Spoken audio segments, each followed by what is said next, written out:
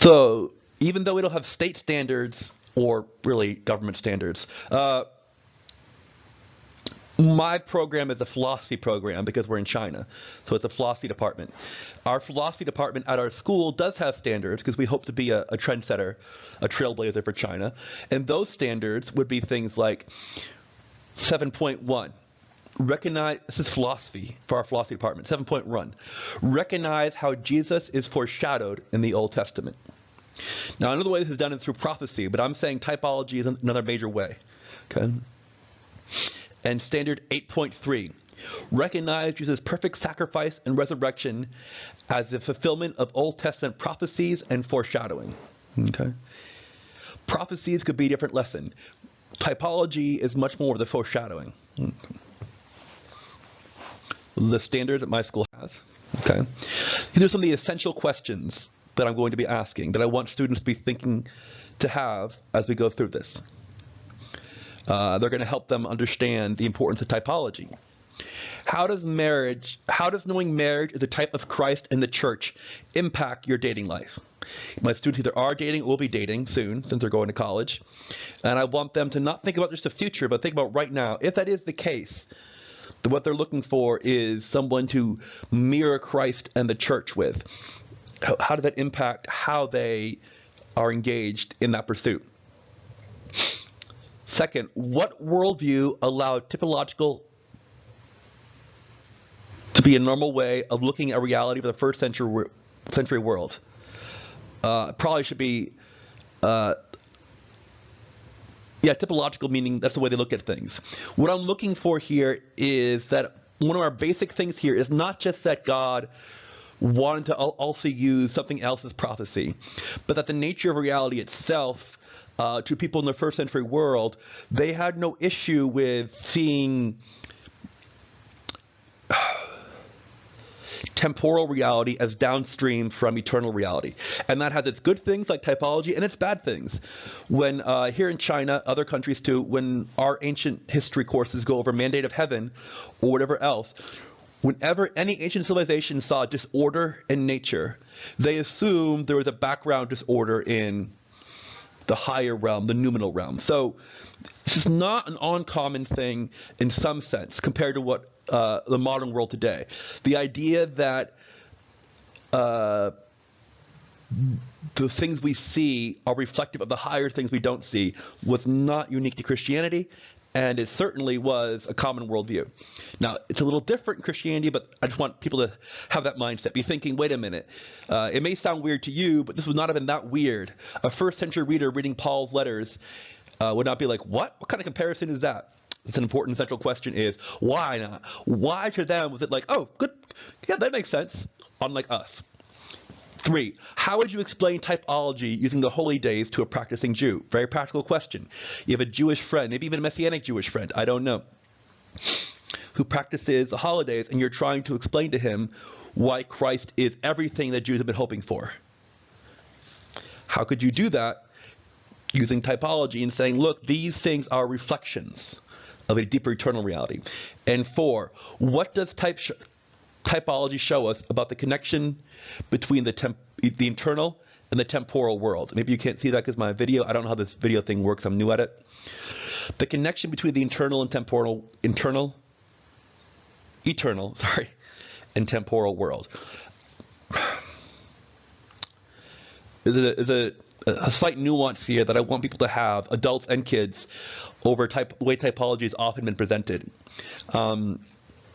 It's not just that God ordained things to show the reality of Christ in the future. It's that our God creates ex nihilo, out of nothing, and therefore nothing exists that does not come from the mind of God, from somewhere in his pattern design, that there is, it almost would be impossible for anything to exist that isn't somehow connected to the deeper realities. For example, human relationships are not, relationship is not something that occurred once humans get to know each other. Human relationships are somehow an offshoot of the deeper reality relationship, which has been eternal. They don't just mirror because God made them to mirror them. They mirror because they couldn't help but mirror. There is no other relationship. That makes sense? I think that's it's a little more iffy, but I think if we get kids thinking that way, it helps them think more, realize things like marriage as Christ in the church is not just a predictive thing. It's not just predictive. It's an ongoing typology, an ongoing pattern. There's a pattern of deeper reality that temporal and seeable reality is flowing out from.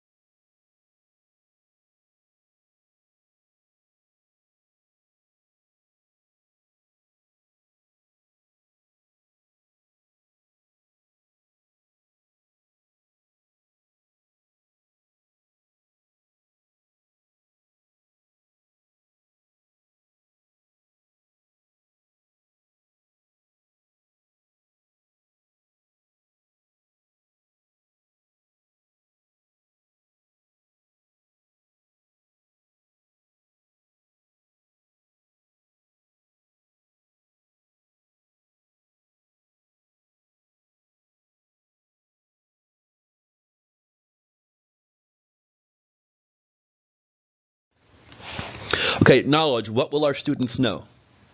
Our students will know what a type and antitype is. Now, obviously, anti is a weird word because it usually means against, but anti here is the ultimate type.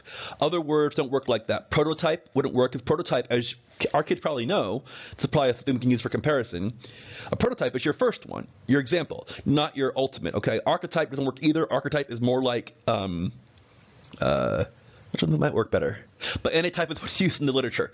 The difference between type and allegory, if they can't know the difference between those, they're either going to, one, dismiss every good type they read about, even the New Testament, or two, accept anything they hear. It's going to be terrible. The necessary elements for it to be a type. Again, we went over these a little bit earlier in the understandings. If have to have meaning both to the Old Testament. The connection between the Old New Testament, the connection between the type and the antitype has to be an important detail. It can't be something incidental. For example, incidental meaning Rahab hung a scarlet cord out her window. Oh, it was red like Jesus' blood. The color of Jesus' blood and the color of the cord aren't important details to its meaning to either audience. Okay.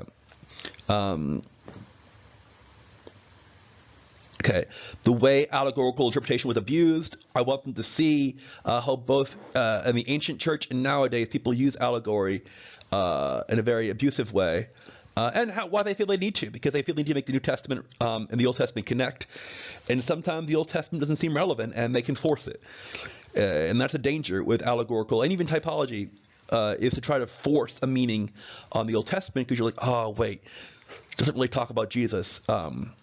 It probably does in some way, but if you can't figure it out, don't force it. Verses in the New Testament that rely on typology. There's a lot of these. If they can know them all, it'd be great. But to know the basic big ones, whichever we decide those are in our class, they should know some of those. Knowing all of them might be very tough because there actually is a lot more than even I was aware of when I looked back through this. And here's the important one.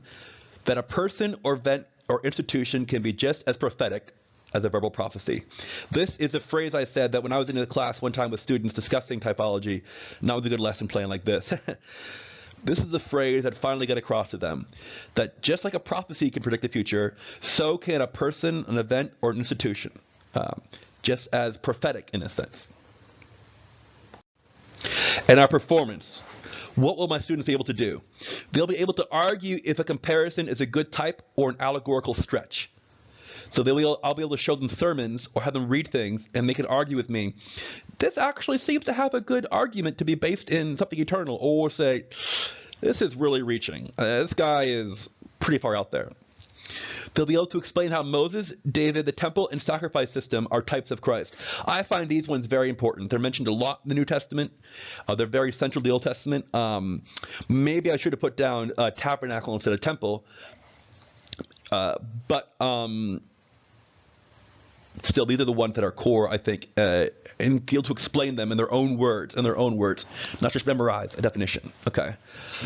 Explain the motivation of making everything an allegory. Again, I want them to understand that a lot of the motive here and the problem is, the Old Testament sometimes doesn't seem connected to the New Testament. And it is, but be careful at forcing it. See how people force it, okay? Okay, and display understanding of an Old Testament type significance both to the original audience hearers and the New Testament readers. Okay. One of the dangers of typology is people think, okay, the only reason for the Old Testament was to make way for the New. The only reason. And these things, when you preach them, when you teach them, when you read them, you have to know the significance for the Old Testament community itself as well. That matters to your preaching, to your teaching, to your application. And a lot of good typology goes off the end when it makes the type the only reason for it. If I get married ever, not yet, I will tell my wife, yes, we are a type of Christ in the church. But if I tell her that's all that matters in a relationship, that the actual raising of children, whatever else, doesn't matter at all, I could be in big trouble, and maybe why I'm still single. All right. That's all for today. Thank you. I'm glad to learn this new technology. Look forward to getting to know all of you.